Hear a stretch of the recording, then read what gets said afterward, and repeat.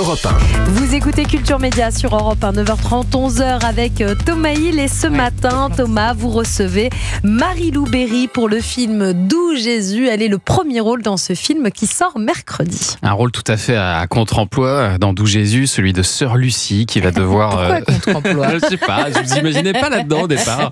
Sœur Lucie qui va devoir se confronter au monde réel après 20 ans passés dans un couvent. Il était une fois un couvent triste, très triste. On pourrait y planter quelques fleurs, ce serait si joli, vous trouvez pas ? Bien sûr. On pourrait aussi y mettre une buvette, un barbecue, frais des brochettes. Il y a un groupe de gogo danseurs aussi pendant qu'on y est. Une de mes brebis s'est égarée, je compte bien la ramener à la bergerie. Bonsoir ma fille. Nous sommes des sœurs de Sœur Lucie, votre sœur. Ready woman. Tu te trimbales avec 7 000 € en cash et les préservatifs. Mais t'es religieuse ? Oui, c'est exactement ça. Sœur Lucie, elle est où ? J'ai pas pensé à leur demander. Ah, non mais alors là, Seigneur, excusez-moi, mais elle est complètement con. Sœur Lucie fait partie depuis 20 ans du couvent Sainte-Marie de la Résurrection, une communauté contemplative totalement coupée du monde. C'est pas comme dans Sister Act. C'est vraiment... Non, Sister Act, surtout, c'est quand même une chanteuse de Las Vegas qui va se cacher dans ça. un couvent. Voilà. Là, c'est un peu l'inverse. c'est exactement ça. Une vraie bonne sœur qui décide sur un coup de tête de prendre le bus et de partir, et qui remet en question un peu toute sa vie, qui se demande si c'est ça qu'elle a envie de faire, si elle veut un enfant, si c'est ça l'amour, si c'est ça la liberté. Il y a une histoire de garçon sous cette histoire. Oui, et qui va décider d'aller prouver la non-culpabilité d'un garçon qui est la raison pour laquelle elle est rentrée au couvent, qui est pris dans une sale affaire de braquage qu'il n'aurait pas commis. Et elle va surtout tenter de renouer finalement avec son amour de jeunesse. On peut le dire comme ça. Oui, mais elle va d'abord surtout essayer de l'innocenter, c'est son but premier. Et pour répondre aussi à toutes ces questions à elle, de savoir si c'est ça est-ce qu'elle a fait les bons choix, est-ce que pour se conforter ou pas dans son idée. C'est une question que tout le monde peut se poser d'ailleurs. Est-ce que j'ai fait les bons choix ? Est-ce que je suis sûr de mes valeurs ? Il y a toutes ces questions-là dans le film. Oui, c'est des questions. Moi, c'est ça que j'ai beaucoup aimé dans ce film et dans le personnage, c'est que c'est pas un film sur la religion. C'est pas un film qui la dénigre pour autant. C'est un film qui rit avec, je trouve, et c'était important pour moi. Et c'est un film qui traverse tout un tas d'enjeux qu'on traverse tous dans notre vie. Il n'y a pas besoin d'être bonne sœur pour savoir si on veut un enfant, pour se poser la question de savoir si on veut un enfant. Tout le monde se pose cette question-là, qu'on soit un homme ou une femme d'ailleurs. Et moi, j'aime ces personnages dans lesquels on peut se projeter. Alors vous dites c'est pas un film, et c'est vrai, c'est pas du tout un film qui s'en prend à la religion, c'est pas un film blasphématoire non plus. Non, je ne suis pas sataniste. Non, mais voilà. Si je reçois l'insulte de temps en temps sur Instagram. Ah oui, vous avez déjà entendu.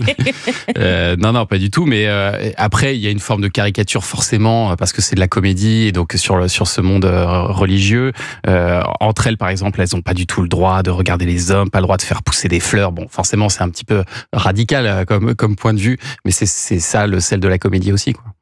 Oui, mais après, je trouve que ça va quand même très très vite. On reste très peu de temps dans ce couvent, et on est surtout avec Lucie, et on n'a pas le droit de faire pousser des fleurs pour le plaisir de l'ornementation de faire pousser des fleurs. Mais sinon, elles passent leur journée à cultiver la terre, à faire du linge, à broder, elles bossent, les sœurs. C'est pas des feignasses. Et il y a une mère supérieure jouée par l'excellente Isabelle Nanty, qui elle se comporte un peu comme une surveillante de prison. Elle a une menace ultime. La menace terrible, c'est le jeûne. Si ça leur tombe on va dessus. jeûner jusqu'à Pâques. Ça, c'est terrible pour tout le monde. Et arrive donc le jour de la première sortie, enfin une sortie qui a lieu tous les 2 ans. Quand même, tous les 2 ans, elles ont le droit de sortir un petit peu. Et c'est la visite médicale. Et au cours de cette visite médicale, c'est là que votre personnage, Marie-Lou Berry, va apprendre qu'elle est déjà en préménopause. Et c'est ça, en fait, qui lui fiche un coup, quoi. C'est là qu'elle revoit toute sa vie. C'est de se dire qu'elle va perdre quelque chose qu'elle n'a jamais utilisé. Mais comme toutes les femmes, c'est-à-dire qu'à un moment donné, on peut se dire, j'ai pas forcément envie d'avoir un enfant, et quand on approche de la quarantaine, se dire, oh purée, est-ce que vraiment j'ai pas envie d'avoir un enfant? Parce que vous les mecs, vous êtes tranquilles, vous pouvez procréer jusqu'à 92 balais, mais les nanas, c'est plus compliqué. Sauf que vous, par rapport à une femme qui pourrait dire, j'ai pas envie d'enfant maintenant, vous êtes dans le cas, vous avez fait un choix qui est bien plus radical qu'une femme qui veut attendre ou qui ne sait pas trop. Oui. Vous avez fait un choix qui est radical et qu'il faut remettre entièrement en question, quoi. Bah oui, et puis avec cette remise en question là va venir tout le reste, parce que quand elle va rentrer dans la vie, elle va se prendre en pleine face tout ce qu'elle a raté ces 20 dernières années. Ouais. Il y a un passage C'est sur terrible. tout ce qu'elle a raté ces 20 dernières années et qui nous montre à nous tout ce qu'on a vécu Oui. ces 20 dernières années. Ouais. Et là, c'est un TGV. Oui, parce qu'elle est totalement pleine exclue du tronche. monde, hein, donc elle n'a pas du tout les, Ah oui, elle les est coupée, actualités, rien. elle connaît rien de rien, pas les téléphones, pas les réseaux sociaux, pas la musique, pas mais tout quoi, même les rapports simples avec les gens. Elle est dans un monde de prière et de silence, donc c'est vraiment. Et elle a une foi. Moi, c'est ce que j'ai aimé, c'est que c'est un film qui parle de la foi. Et la foi, elle appartient à tout le monde finalement. Elle n'est pas liée à la religion pour moi, la foi. Et c'est ce que dit Lucie d'ailleurs. C'est que pour elle, les valeurs les plus importantes, c'est l'amour, c'est le partage, c'est la liberté. Et finalement, la foi, c'est ça. Et elle a une foi en la vie qui est tellement forte. Elle est persuadée que quoi qu'il se passe, elle va finir par retomber sur ses pattes. Et le comique de situation est aussi vient de là, quoi, vient de cette foi qu'elle a, qui lui permet de foncer dans des murs et finalement de réussir à s'en sortir quand même.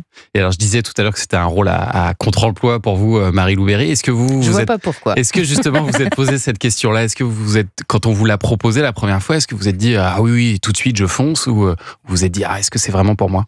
Au tout début, on m'a dit tiens, tu vas voir, c'est une bonne sœur. Je me suis dit oula, une bonne sœur. Est-ce que je suis la bonne personne pour jouer une bonne sœur? Puis est-ce que j'ai envie de véhiculer ce costume-là et ce message?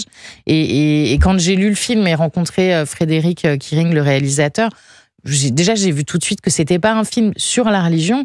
Et c'est un film. Moi, les questions, les valeurs, les enjeux que traverse ce film, c'est des choses qui me parlent énormément. Et c'est un personnage que je pouvais pas refuser. Il était taillé pour moi.